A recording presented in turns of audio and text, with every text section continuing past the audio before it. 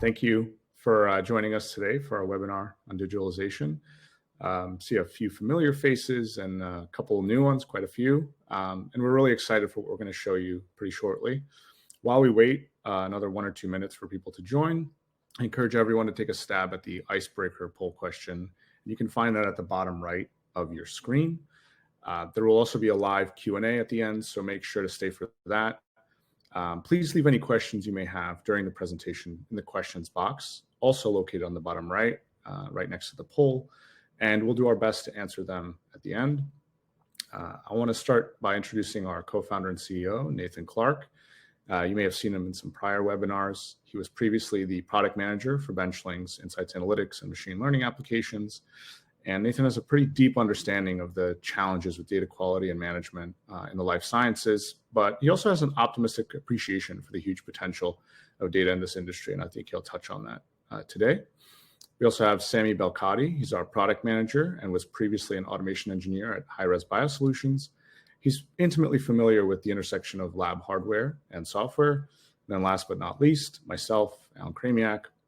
I'm the senior business manager here at Ganymede. I'm a scientist by training with about a decade plus of experience in R&D, primarily in drug development. I've really touched every aspect of it from discovery through to clinical trials, and a few of those candidates have actually made it onto the market. To give you an overview of the webinar, we'll be discussing digitalization from a variety of angles. So defining what it means for wet labs, why it's such a persistent challenge, and the value that high quality data can bring to life sciences companies. From there, we'll do a live demonstration of our universal connectors, including a plate reader experiment, which is what you can see right next to me here. We'll go over some additional use cases and then end things off with that Q&A. So without further ado, Nathan, if you want to take over. Yeah, thanks, Alan. Good morning, everyone. Sami, we can go to the next slide here. So as Alan mentioned, we're going to start by giving a broad overview of how we think about digitalization and instrument integration specifically. Since for us, digitalization ultimately is about getting all of the processes and workflows in your lab or in your manufacturing online and into some digital format so that you're moving at least off paper records, but also off unstructured records and into some sort of more structured formatted data methodology. And all of that ultimately comes down to the data. As you'll see throughout the presentation, the way that we think about the world, whether you're talking about AI applications, whether you're talking about digitalization, digital transformation, or even just automating your workflows day to day, it all comes down to the data. Since data is one of the most difficult and complex things to get in the life sciences in a clean format. So we'll talk a little bit about how we approach that. So let's go to the next slide here.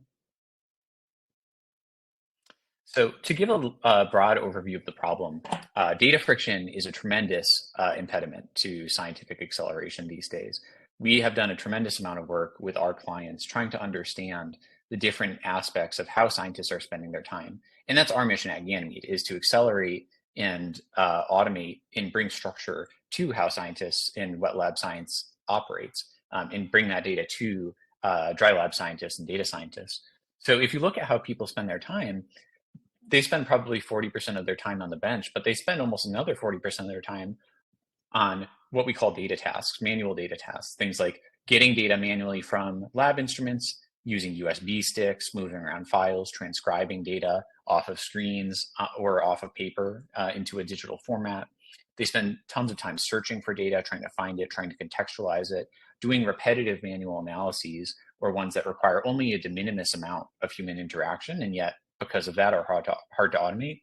And then a ton of time putting data into their systems of record. So ELNs, LIMS systems, MES, batch records, whatever you have, wherever your digital storage for the data is, people spend a tremendous amount of time just doing data entry. So that's what we want to attack. And for us, our arc has always been towards understanding, okay, if we want to accelerate and automate this work, it comes down to the data. We need to connect to these systems. And that is the foundation. Good data is the foundation of any digital transformation, whether you're just starting to walk and you're saying, okay, let's move to an ELN, let's try to get value out of some digital software tool to track my data, all the way to running at the level of something like AI. So next slide. So this is a little bit of an architecture diagram of how we think about the world to achieve this. This applies whether you're using Ganymede or whether you're building some of these systems using raw cloud technologies from scratch. But generally, you can think of the world in terms of there's sort of two layers to what goes on here. One is you want to drive the automation of the scientist's work. You want to automate data capture, automate analysis, automate interactions with the ELN or LIMS systems. So that is a method of stitching data from data sources into data destinations and doing that through a hub and spoke model. So for Ganymede, and oftentimes what we see other people building if they build these systems themselves on something like AWS or Azure, um, oftentimes you'll get data out of instruments, out of apps, out of CRO or CEMO reports, and you're trying to build a tabular database of data out of this, or at least store the files in some central way where you can use them later. And then have some sort of layer on top to create pipelines or data automation on top of that. For us, that's our lab as code technology. But in general, you need some sort of layer to execute logic against this data to actually move it around and clean it and reshape it. This is the compute that goes with the data storage. And then once you have that data, then moving it into where it needs to go and syncing it with the systems of record is the other critical aspect. And I think this is one of the aspects that's often undersold when people build things from scratch themselves is how does the ELN or LIMS, how does your IT team and data governance team's data strategy work with what software engineers are building? That's for us why it's so critical to have both ends of these equations and why we built so much around connecting not just the instruments and the data sources, but also the data destinations. The other aspect of this, as you can see on the bottom, is when you connect every A to every B in your lab or your manufacturing environment, that builds a much richer data set than has ever existed before. Also much more contextualized. In context of the scientific data is so important here to make sense of it. All of that can then be shipped into your data lake or data warehouse or made available for analysis. And that is what forms the backbone of a strong machine learning or AI strategy, is having the complete picture of the data with all the context. And automation helps drive that. So we can go to the next slide. So with Ganymede, the way that we think about it is we want to be the data glue in the stack. All of these different tools that people have that they get are oftentimes somewhat islands of how they operate. ELN and LIMS systems, analysis tools, ERP systems, the instruments themselves, they don't communicate and they don't talk in an automated fashion. You get what we oftentimes call human middleware, or the sneaker net of walking around with USB sticks or clicking and dragging files and downloading and uploading files between all of these different systems. For us, that's why we develop Lab as Code. But that principle is something that can be applied to anything that anyone builds, whether you use Ganymede or not. We are advocates of these principles across the industry in terms of how people apply the construction and selection of their technologies. It's very important to try and connect the tools and focus on the data strategy, which is not just about storing and standardizing the data, but also about actually automating it and moving it. And it's a virtuous cycle, because the more automated your data is, and the more you have data driving automatically from every A to every B, again, that builds a better picture of every A and every B. Next slide. So I want to go over what a term that I've taken from Databricks, which is a fantastic company for anyone doing machine learning. And we is very similar in a way to what Ganymede does, but for the machine learning domain. They have what they call the analytics maturity curve, or you would call it the data maturity curve. And this is the idea of what can you do with your data? Or from another angle, backing out from what you want to be able to do, how do you get your data there? And so as you have to run before you walk again. And that's where starting with saying, can I just see what happened with my data? If I say something like, if I ask a question, say, do I know what was the highest fluorescence I've ever seen across all my plate reader runs, for instance? Can I actually ask that question? Do I have a way to do that that doesn't involve going through every single file and compiling it? And the answer oftentimes is no. People don't even have that basic visibility on their data. And that's such an important prerequisite to get to the higher stages of this, where then you say, okay, next, let me see if I can associate inputs and outputs. What drove the fact that this was the highest fluorescence ever? Ultimately, later on, I can say, what kinds of inputs can I put in? How can I explore the space of inputs and outputs as I move up towards this predictive level? And then finally, things like prescriptive or cognitive levels of analytics maturity. Those are cases where now you have the ability, you have all your data available, and you have an idea of how you can leverage the data. So now that's at the point where you can start applying higher level things like AI and also embedding this kind of culture into your organization of making use of data in an agile way. So we can go to the next slide. To contextualize that in the life sciences domain, that's where things like ELN systems, LIMS systems, MES systems, those are absolutely critical prerequisites from digitalization. And I'm sure that's not a surprise to anyone here. That's how the world has grown, is to move off of paper towards this paper on glass approach.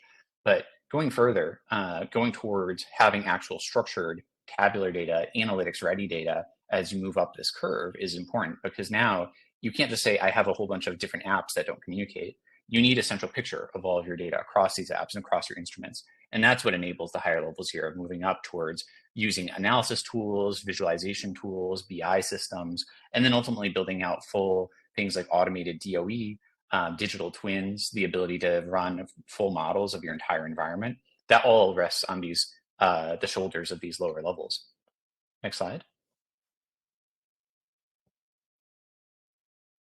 So as we think about the value of this, and something that we want to explore as we go through the demo here today, um, everything ultimately comes down to saving scientists time and improving the quality of the data.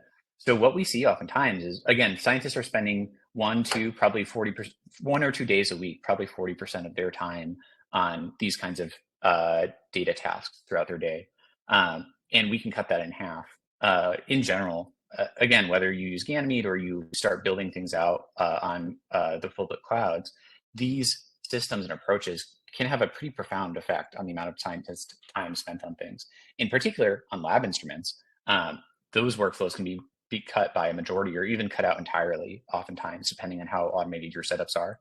And what's nice is throughout this process, you're not just automating the data, but you're actually increasing the value of your ELN or LIMS system, because now there's more data going into that than ever before.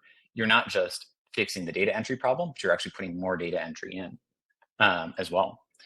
In that process, you also greatly increase data integrity. Data integrity is a tremendous problem these days, and something that all kinds of companies run into, whether it's accidental and you just have a fat finger error and your batch goes bad, or you're in an R&D context and people are potentially falsifying data or fudging it to get around compliance.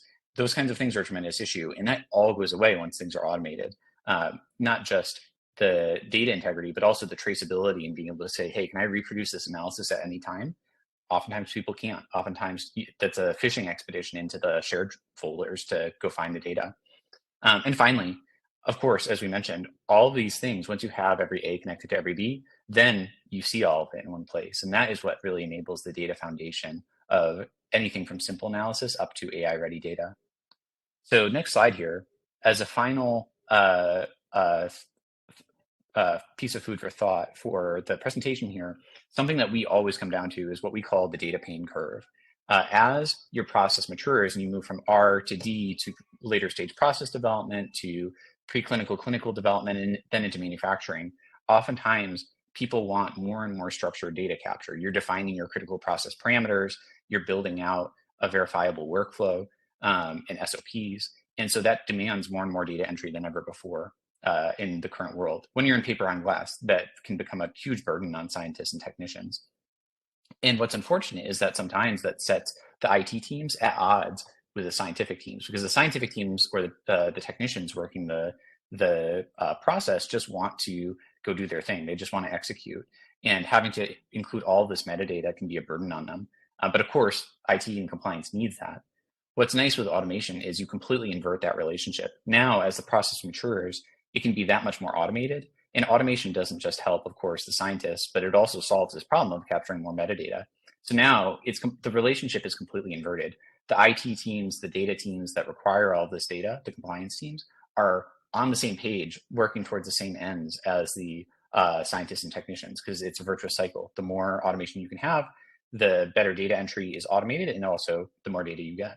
So that's something that we constantly see as we deploy this, and we're very excited about. So I'll turn over to Sammy to talk a little bit more about the mechanics of how we think about integration and automation. But this for us is the golden outcome that we try to drive towards. Awesome. Thanks, Nathan. Yeah, so to put this into practice, we've identified the core user needs that likely brought many of you to the webinar today. So what that is that when it comes to instrument integration, specifically for data, scientists, engineers, and managers really need to ensure that both experimental data and metadata are captured, and most importantly, utilized downstream. So once there are mechanisms in the lab for actually doing so, we've also noticed that updates are inevitable and should be expected. And when doing so, it should be pretty flexible to make sure that new assays, instrument software version upgrades, and then also any changes to parsing logic can be updated as needed. In the current state of the industry, we've seen that labs tend to gravitate initially towards what's easiest and can get put into production as quickly as possible. So for data capture, what that looks like is a lot of USBs floating around the lab, being plugged into hardware and then moved over to file systems. As the next step, we normally notice that there are shared drives or more advanced file transfer systems in the lab. For data processing, there's a lot of manual tracking. So files are marked as either raw or having been processed and used downstream. And if there are data pipelines, they're typically triggered manually once all the inputs are aggregated. And then in terms of updates, it's normally very difficult to actually deploy updates to the lab. And developers and engineers that are working on those tasks are normally physically present in the lab to make those changes. Ultimately, that either blocks experimental progress or just limits the number of iteration cycles that those engineers can do. So the ideal state that we've identified with our clients and have been working towards is for data capture, making sure that data and metadata can both be captured flexibly. As with everything that Ganymede does, we've made it as flexible as possible by using business logic in code. And then that way we can make sure that output data is captured and contextualized with metadata from the lab as well. In terms of data processing, triggers can be configured for each use case to make sure that once all inputs are aggregated, we're actually kicking off data pipelines to get data moved downstream. And in terms of updates, we've built all of our connectors with remote updates in mind, so that if there's any changes after initial installation, updates are quick and also don't block any experimental progress.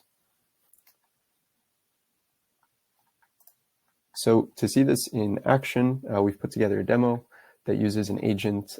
It's in Alan's home lab, or should I say Dr. Kramiak's home lab. An instance of the agent, which we call a connection, is sitting on that instrument PC. In this case, we're using a biotech synergy. So that connection is monitoring for new output files. It's going to aggregate those output files, in this case, a plate map and a synergy output file. It will parse both and then run calculations and plots before outputting it into an ELN. And this top portion is the file capture via the agent. And then downstream, what we'll see is the trigger of a flow, which is Ganymede's data pipeline that's doing all of these actions. So yeah, Dr. Kramiak, I'll hand it over to you. Thank you. You flatter me. I'll joke that my home lab is in the process of getting GMP validated. It'll be an extensive process, though. Okay, so let's kind of maybe start things off at the end. I'm going to pull up sort of my ELN entry to kind of help visualize where we'll begin. Let me get that set up here.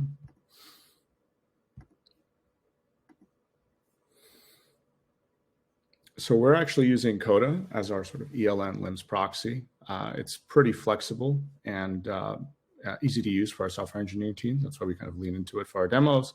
But I'll note that we have deep integrations with every major ELN, LIMS, MES out there. Here we have a plate map. So, in most cases with a plate reader, there's a variety of kind of experimental types. You can have a single scientist like myself doing the sort of full end-to-end of plate mapping through experimental run, analysis, and so on. Or in large organizations, maybe you have a sample preparation, sample management team that then hands things off to an automation team, and then followed by a sort of an analytical development team, all kind of working together.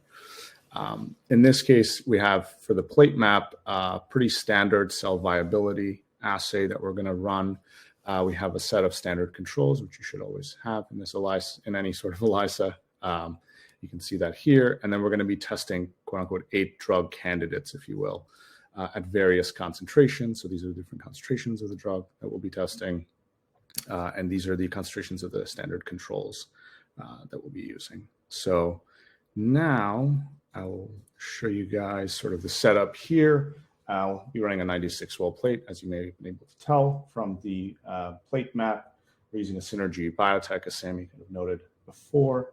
And I have my sample already prepared here. So I'm going to bring up the Gen 5 software. So this is proprietary software needed to run biotech instruments like the Synergy.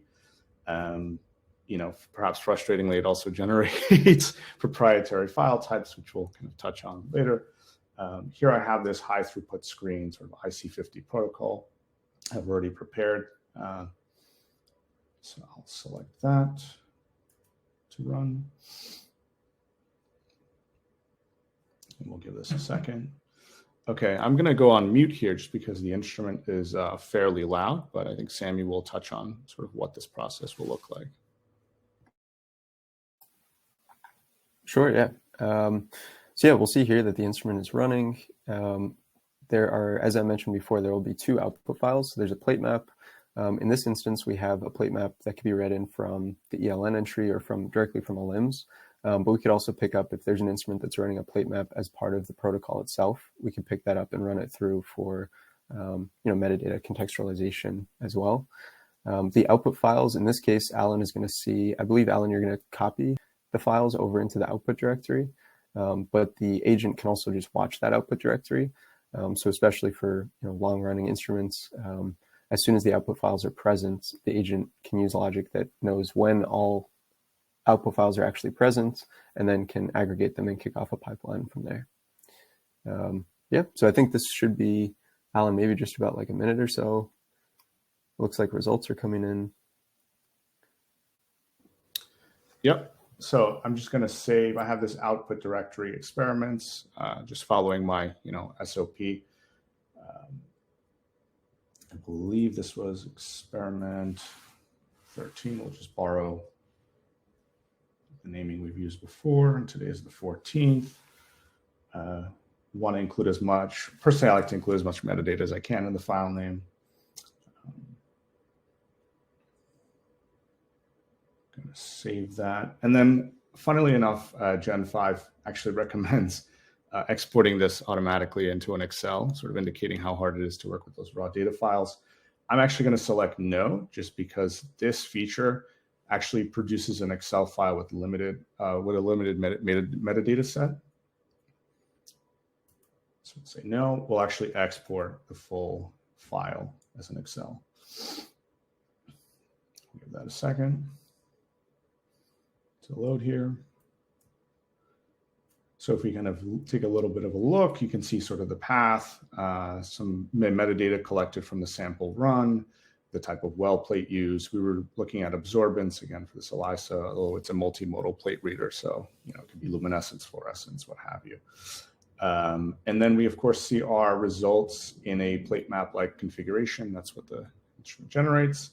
So we'll go ahead and save these as well into that experiments folder. Want to avoid any local data silos. It's bad enough to have institutional ones. We'll find our experiments folder.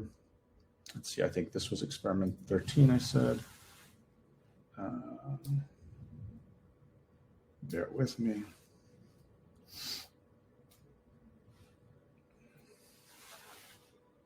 And then we're going to go ahead and save that.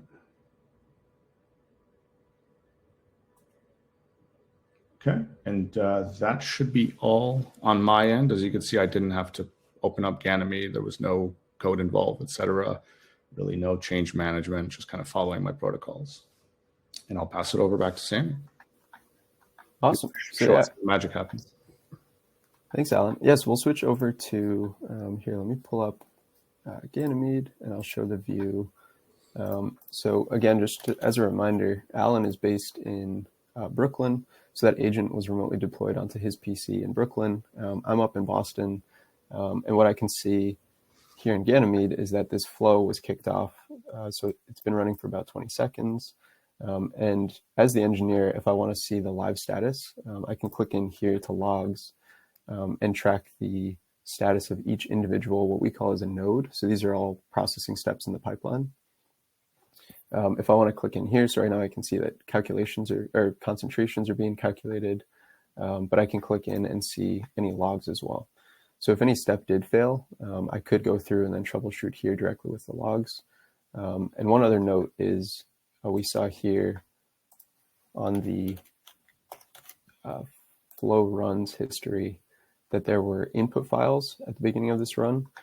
As soon as this run was triggered, all of these input files are saved and stored in Ganymede. So if there were any failed steps as part of this pipeline, we could always just grab these same input files once we've made fixes to the pipeline and then just rerun them.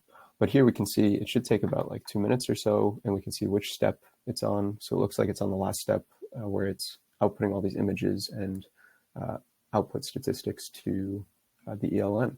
So Alan, if you want to pull that up. Sure. Give me one moment. I'm just waiting for them to load here.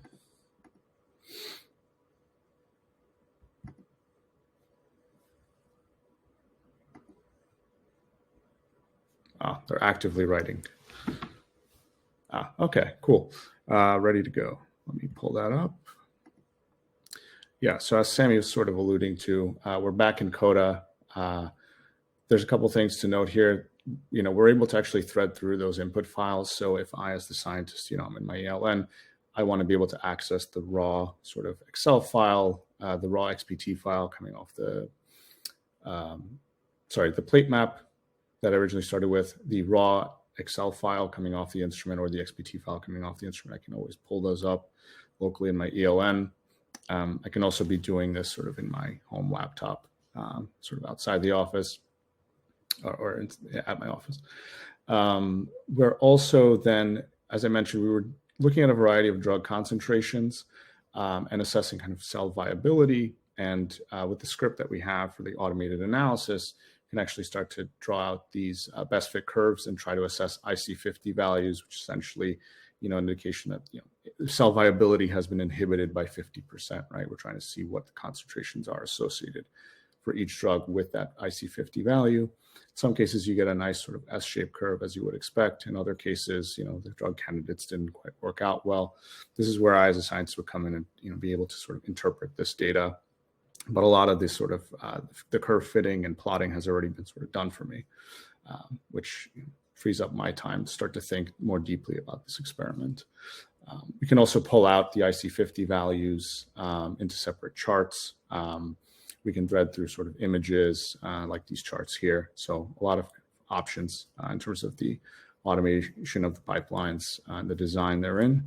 One thing I will note that if you don't want to necessarily do automated analysis, we do have a virtualization option where we spin up a virtual machine. So I could, in theory, pull up Excel, create these, or GraphPad Prism, create these plots myself, while we sort of streamline both the ingestion of that data, as we've already shown, and then also we are able to sort of streamline and automate, taking the data from, let's say, GraphPad Prism and Excel into something like Coda or any other ELN or LIMS. So there's a lot of flexibility there. And then one more thing I guess I'll notice as a user, outside of this demo, it was actually incredibly easy to set up these agents on my own. And, inevitably you run into troubleshooting. It's a question of when, not if. And as Sammy kind of showed with the logs, it's actually very easy to track what potentially went wrong. And you're sort of pulled into it as a scientist and become much more interconnected with the data engineering and software engineering team. A lot of it is now demystified, and it kind of points to that virtuous cycle that Nathan mentioned earlier of having a much more tightly integrated team. I, of course, have the full scientific context of this experiment. The software engineers, data engineers have the sort of infrastructure understanding, and we can now very closely work together and collaborate sort of live, as you're seeing here. So with that, I'll kick it back to Sammy. Awesome. Thanks, Alan. And I'll pause here just for a moment before we dive into, I guess, looking behind the curtain to see how these agents actually work. I'll pause just as a reminder. Feel free we have one active poll just on what the most challenging aspect of data capture and processing is, but also feel free to add any questions to the chat. And Nathan, it looks like, is going through and answering those live. And then at the end, we'll also save some time to do a Q&A. Yeah. But I'll switch over to Ganymede and show what these connections look like behind the scenes. So here I've navigated over to what we've called the connections page. As I mentioned before, agents are the top level of logic, and then connections are instances of those agents actually deployed in the lab.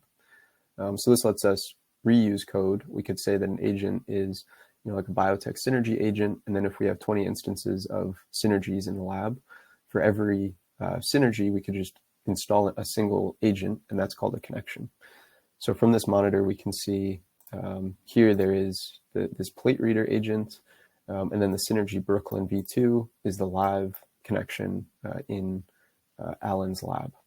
So we can click in here to the agent. Here we can see that there's a configuration. So we have configurations that are essentially out-of-the-box shells of both a trigger and an action. So a trigger is what's the event that will make the agent run. In this case, we're watching a local file directory and then running a flow as a result. But we could also run agents as a cron job, so on an interval. And we could also run it by connecting with instrument software. And that way we can pull metadata as the run is happening. We can set a few other configuration settings, including automatic deployment. So once an agent's installed in the lab, all changes to code and configuration, if we'd like, can be deployed automatically. So that means that after the initial installation of the executable in the lab, any changes will actually be picked up automatically by Alan's connection in Brooklyn. We can also see with those changes, we can see the version history. And for each of those, there's a Linux binary and a Windows executable that are built behind the scenes by Ganymede. And then in the logs, we can see the activity. So here we should see that a few minutes ago, we were uploading files and that we were running this flow called plate reader demo. So that way we can trace which connections in the lab were actually running pipelines in Ganymede. Excellent. And I guess one other note just to show is this agent code can be spun up directly in Ganymede in a Jupyter Notebook environment for changes. All changes to this code are tracked in Git, tracked and versioned in Git, and any saves automatically kick off the build and deploy process. And then once we navigate back to this agent page, we can see that those are available as both Windows executables that can be downloaded or Linux binaries. And I'll hand it back to Nathan. Thanks, Andy. So yeah, thank you all for putting great questions in the chat so far. I've tried to address them. Please continue to add any questions that you have, and we'll do another pass at the end of the presentation here. Yeah, we have a variety of ways in Ganymede to store, manage, look at the files, visualize the data. We won't get too deep into those today, but I encourage folks to visit our website, and you can see some of the ways that we handle files, handle data visualizations. That's our goal, is to make the data as easily accessible and usable as possible. So to close with a little bit about the possibilities of how you can use Ganymede, Sammy, we can go to the next slide here. We like to think about Ganymede in the terms of these three layers. So you've seen a couple of our product capabilities today, our PC agents that we're running and that Sammy toured a little bit in the web. We have our universal connectors, which are what are parsing the data out of those plate readers so that it's ready for analysis and then lab as code.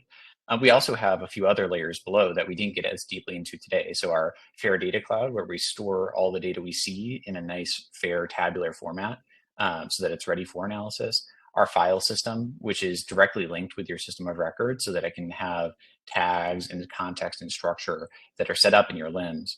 And the data governance cockpit to monitor how data moves in and out of Ganymede.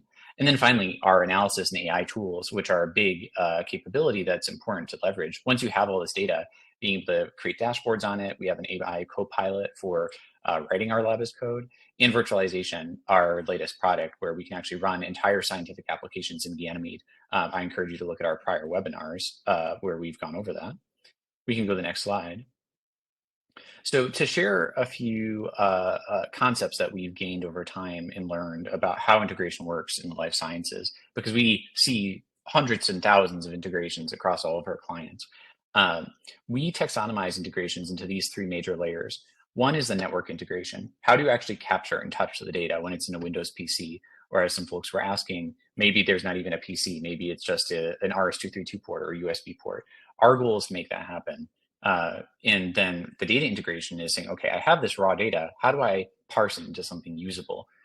That's another big part of what we do. And that's our connectors, is saying, hey, I can take any format of data, any API, and deliver it in a clean, fair format. And then finally, the semantic integration. How do I actually make use of this data? If I'm moving it from A to B, there's probably a scientific analysis in between. And that's why Ganymede is so big on having this analysis layer, the cloud pipelines, as part of this. So at every step, this replaces big chunks of the manual data work that people are doing today.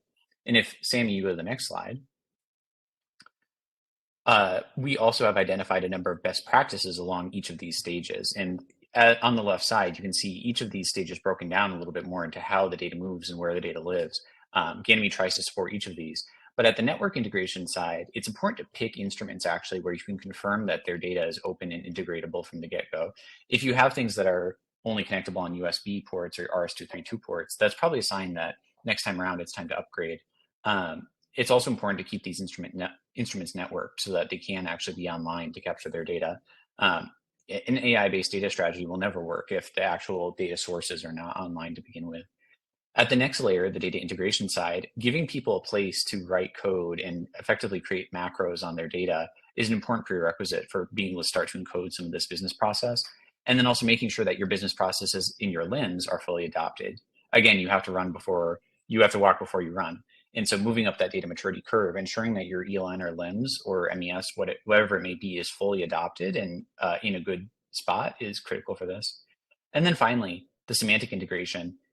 Finding apps that are integration friendly and making sure that your scientists have the skills and have some basic ability to write code, that's an increasing prerequisite in 2023. I think we're starting to see definitive separation between companies where they have a good data science ecosystem and they work with the scientists on this, or even give the scientists ways to create simple notebooks or analysis environments, versus companies that don't.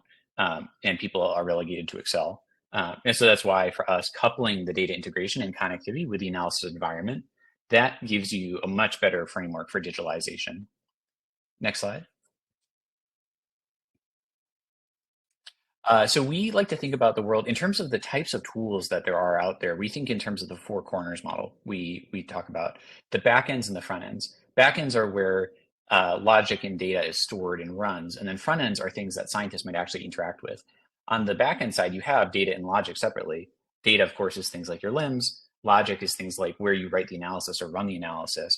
And thinking in those terms of, okay, what are the logical backends that are running my analysis rather than a front end tool? That's something already where people start to realize, oh, there's not actually that much that runs logic automatically in the scientific world. Maybe QC at most, but most things are done in front end analysis tools, things like JUMP or specialist analysis tools. So those are the data output, users and consumers of data outputs. And then on the data input side, you have data capture tools like ELNs, batch records, et cetera. So we can go to the next slide. We won't get too deep into this, but based on this, we've actually gone through and we've categorized what we see as the stack of different tools that people can have at different stages of their science. This is like anything reductive, but I think this is a very helpful guide for people to think about in terms of what tools are there at different layers of the stack. And also for those of you from a manufacturing background, the ISA 95 standard is actually a pretty useful standard to think in terms of how your data is flowing from raw sources up into higher level decision ready data. That's something that we try to drive as well. And our role is to both actually be some of these pieces, things like file storage, for instance, or dashboards, but also glue all of them together in the background. Next slide. So as you think about the evolution of your data, similar to that data maturity curve, the analytics maturity curve, you can also look at a tooling maturity curve. People move from paper to paper on glass, things like ELNs, to more modern apps, hybrid ELN LIMS or LIM systems that have more structured data capture. But the end destination of all of this is further moving towards things being purely database-like automation systems. The more data capture that can be automated, the better. And so that's what we try to drive. If you go to the next slide, Sammy, what you'll see is you can segment out the different tools in your environment based on these different layers. So once you get to the paper on glass layer, that's where you have ELNs, electronic batch records, basic file sharing, traditional SDMS, sample data or scientific data management systems. Those systems are a great step forward in a digitalization process, but they are not the completion of digitalization. As you move further to the right, getting towards more structured execution systems, QMS systems, LIMS, getting an actual logic or connectivity layer where people can start to create some basic dashboards, things like BI tooling, a data warehouse. That is, I would say, the state of the art today. But we want to get all the way to the furthest side on the right, where at this point, you don't need front-end input tools anymore because that's all being completely automated. The outputs actually, data is automatically put into your systems of record. So ELNs, electronic batch record, LES systems, LIMS, those all are now automated. And so you're not doing data entry into them. The data is just put into them automatically. And then finally, at the logic connectivity layers on the back end, now you have the full, what we call SDC, the scientific data cloud. That's where you can truly have a fair way to manage all of your data at once and then actually move and transform data between different data sets to drive this. Next slide. And so as we look at different stages of what people can do from an analysis perspective, we oftentimes talk about digital twins, the idea of being able to model your entire lab in all of its data in a single place. I actually like to invert that. I like to talk about physical twins. I like to say, why not define the analysis up front? Why not define the code that you want your lab to be able to run? And then plug in the instruments and the processes to make that happen. That's something that when we talk about lab as code at Ganymede that we try to drive. And so that's where you similarly get a life sciences version of that analytics maturity curve, where as you move to paper on glass, you can start doing some basic statistics, you're capturing more structured data, but it's still in a sort of island format. It's these islands of automation. That's a problem that happens in the wet lab automation world with things like liquid handlers and robots, but also happens in the data world. You can oftentimes do automation within your ELN and LIMS, but if all you have is data in your ELN or LIMS, then it's trapped there. You can't contextualize it with all of your different apps. And so being able to create a web of data across all of these systems, being able to create data warehouses that span all of your unit operations and all of your apps, and then run pipelines between them, that's critical. And that's what Ganymede tries to drive by being fully vendor agnostic, whether it comes to instruments or to apps. It shouldn't matter how many different LIMS systems or QMS systems you have. You need them all to be able to talk to each other and be able to run pipelines and logic between them. Next slide. So a couple of final thoughts here. One is that in the life sciences, especially in areas like cell and gene therapies, biologics, the context is critical. And biologics, I think, are a great example where they take that to the extreme. You might have a unit operation like a cell viability assay, but that's not very useful. And you can standardize that. But what really matters here is the process that you're following and the way that the data moves between different steps here. And that's today where you'll do your cell viability assay, but then you're just storing spreadsheets at every step. And that is the real problem that we need to solve. So that's why with Ganymede, we've taken this approach of saying we need to both have the connectivity as well as the place to automate the data usage and automate the analysis all in one place. And that to us is what the fulfillment of digitalization is. And that gives you a fighting chance of making sense of the thing on the right, this very complex process where you see there's all these different steps. And in a sense, the pattern of the steps and the sequence of the process is almost more important than any of the raw data in here. It's all the process is the data that you're going to track. So next slide. So that leaves us with why we've designed Ganymede the way we have. We say that what we do is we segment what we do into three parts when we talk about integration. One is liberating the data, getting it out of these lab instruments, also maybe getting it out of CROs or CDMOs and parsing it into a fair format, getting it from APIs in the web, wherever it may be. Our goal is to get the data into the cloud, no more file management, no more USB sticks, and then analyze the data too. In order to use that raw data and transform it into some finished statistic or decision-ready data that scientists can use, we need to do some analysis, even if it's just aggregation or maybe fitting the data to a simple curve, all the way to more advanced analysis like ML or AI. Analyzing the data and having the venue to do that all in one place is critical. And that's why we bundle that together. And then finally, automating the data usage, putting it where it needs to go in a decision-ready format to drive those decisions, whether that's into the ELN or execution system or batch record for people to inspect, whether that's into the LIMS system, like a database for storage, or whether it's maybe even back into the instrument to form a plate map and then continue some automation. Those three pieces complete the puzzle and fully eliminate all scientists' manual work and are, to us, the final stage of digitalization. So as the final slide, Sammy, we can revisit, I think, this curve again. Hopefully this all makes sense to you now. And we've illustrated some of these concepts where, again, as processes scale up, in the old days, more data capture and more demand there leads to lots of data friction, increasing data friction on the scientific and technician side. But now it can lead to less. And that's a wonderful thing, because that means IT teams can be directly contributing to accelerating scientists. And scientists are, as their process scales up, do less and less work and can move faster. And so that's all about accelerating science to us.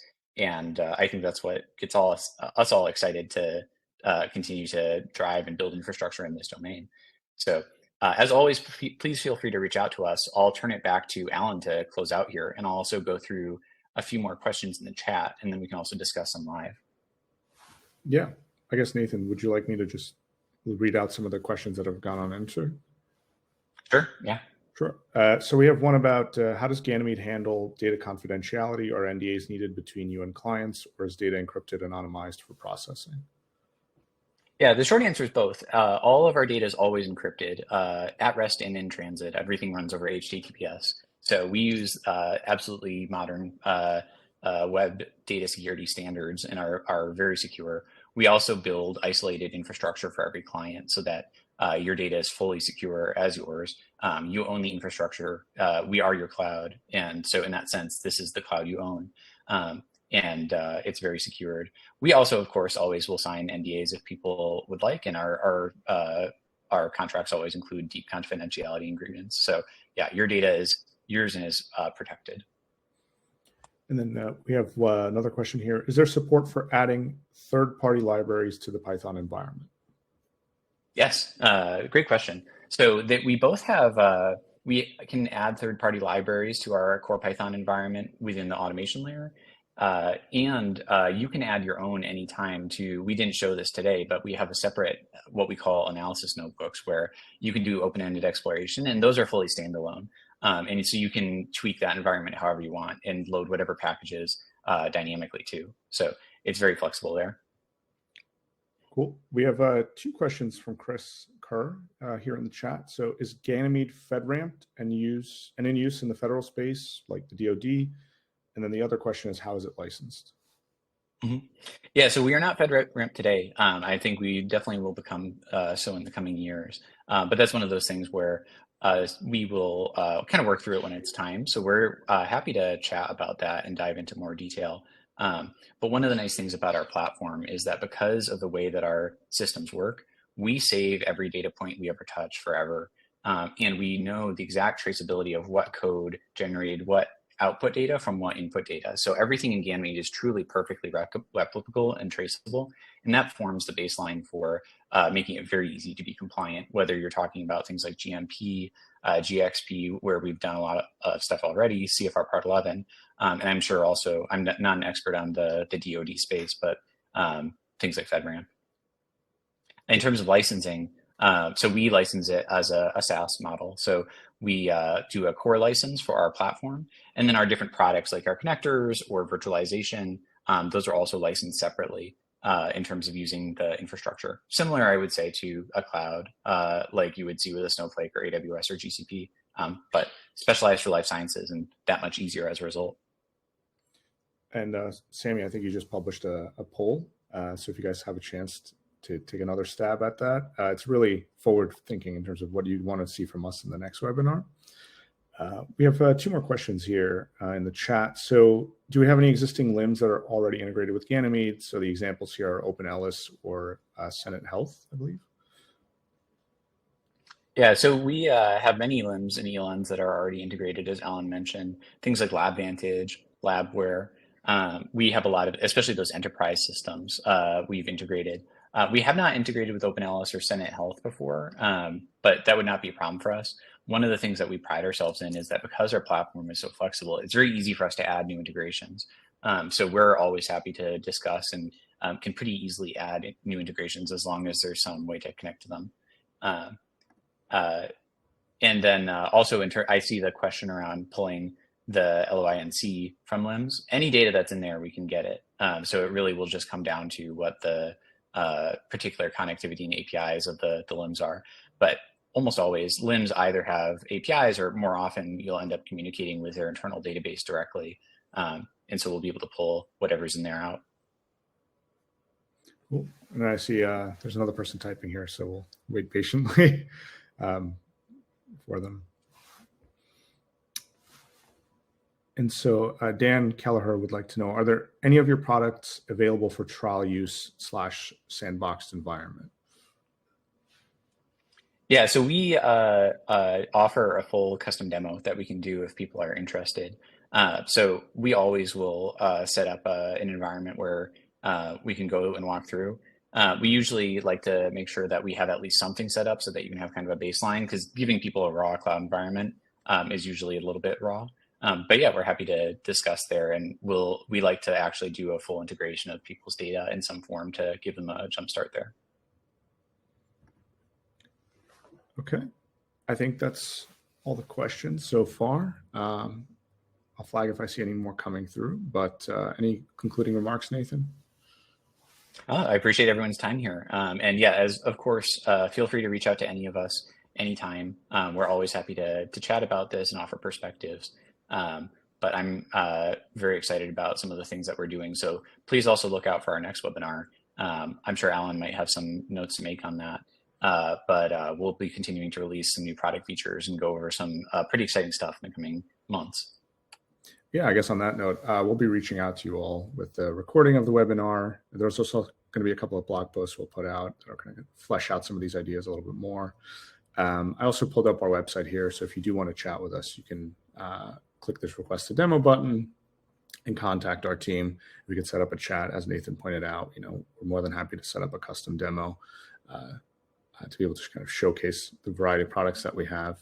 You can also chat with one of our team members if you'd like a shorter form conversation. So thank you again, everyone, for joining us today, and hope to see you at the next one. And I very much hope you enjoyed.